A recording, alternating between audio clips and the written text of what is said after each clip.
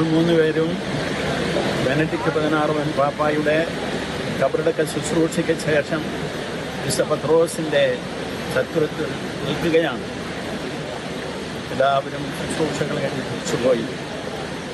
പുണ്യ ശ്ലോകനായിട്ടുള്ള നമ്മുടെ ബെനഡിക്ട് 16 പാപ്പായുടെ ഖബറടക്കത്തിൽ സംബന്ധിച്ചതിൽ എല്ലാവർക്കും സംതൃപ്തിയാണ്. വലിയ പുണ്യ ജീവിതത്തിൻ്റെ മാതൃക നൽകിയ പാപ്പ, ഗാഥ ദൈവശാസ്ത്ര പണ്ഡിതൻ, അതുപോലെ തന്നെ ബൈബിൾ വിജ്ഞാനീയത്തിൽ ഈ കാലഘട്ടത്തിൽ ഏറ്റവും ഉപരിതയിൽ നിന്നിരുന്ന പാപ്പ.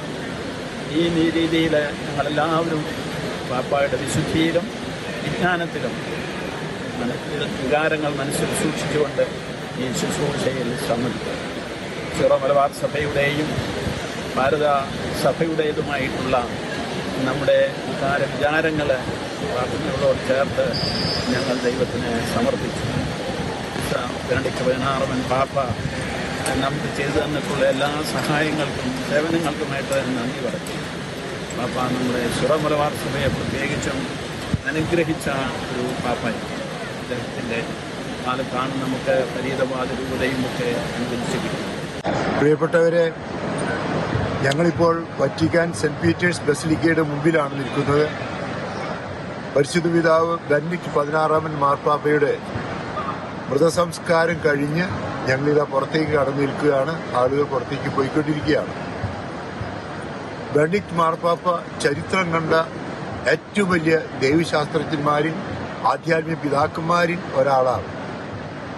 അദ്ദേഹത്തിന്റെ ദേഹവിയോഗം 95-ാം വയസ്സിൽ അദ്ദേഹം ഈ ലോകത്തോട് വിട പറയുമ്പോൾ വലിയൊരു സന്ദേശമാണ്, സാക്ഷ്യമാണ് ബെനഡിക്ട് മാർപ്പാപ്പ നമുക്ക് നൽകുന്നത്. ക്രിസ്തുവിന്റെ നല്ലൊരു പുരോഹിതൻ, നല്ലൊരു പടയാളി എന്ന രീതിയിൽ പ്രവർത്തിച്ചു. ബെനഡിക്ട് പാപ്പ ലോകത്തിന് വിശ്വാസം, ഉറച്ച ബോധ്യത്തോടെ ജീവിക്കാനുള്ള ആഹ്വാനം നൽകി. ബെനഡിക്ട് മാർപ്പാപ്പയുടെ മൃതസംസ്കാരത്തിന് ഫ്രാൻസിസ് മാർപ്പാപ്പയാണ് കാർമ്മികത്വം വഹിച്ചത്. കർദിനാൾ റേ സഹായിക്കുകയുണ്ടായി.